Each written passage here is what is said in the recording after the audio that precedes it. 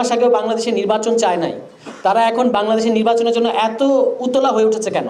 একটাই কারণ, জানুয়ারির আগে দিল্লি যে কারণে বাংলাদেশে ইলেকশন চায় নাই, ঠিক একই কারণে দিল্লি এখন বাংলাদেশে ইলেকশন চায়। সেটা হচ্ছে যে বাংলাদেশে কোনো না কোনোভাবে গণতান্ত্রিক বিকাশ, গণতান্ত্রিক রাষ্ট্র হিসেবে বাংলাদেশকে দাঁড়াতে না দেয়া। দিল্লি এটা পরিষ্কার বুঝতে পারছে যে তাদের আওয়ামী লীগকে এখানে আবারও বসানোর পরিকল্পনা ভেস্তে গেছে, এটা সম্ভব না এই মুহূর্তে। তাহলে তাদেরকে প্ল্যান বি নিয়ে কাজ করতে হচ্ছে তাদের। আমি এটা বিএনপির নেতাকর্মীদের প্রতি অনুরোধ করতে চাই, আমি জানি যে আপনারা গত 16 বছর অসম্ভব রকমের নির্যাতনের মধ্য দিয়ে ছিলেন, এবং আপনাদের তো আপনাদের দলীয় নেতাকর্মীদের সাথে যে অন্যায়, যে জুলুম গত 16 বছর ধরে হয়েছে, সেটার বিচার সবার আগে চাওয়া উচিত। সেটার জন্য রাষ্ট্র সংস্কার করা উচিত, কিন্তু বা রাষ্ট্র পুনর্গঠন করা উচিত। কিন্তু নির্বাচনের এই দাবিটা যে বিএনপি কত বড় ফাঁদে পা দিচ্ছে, মানে বিএনপির, আমি নেতাদের কথা বলছি আর কি, এটা হয়তো তারা এখনো বুঝতে পারছে না।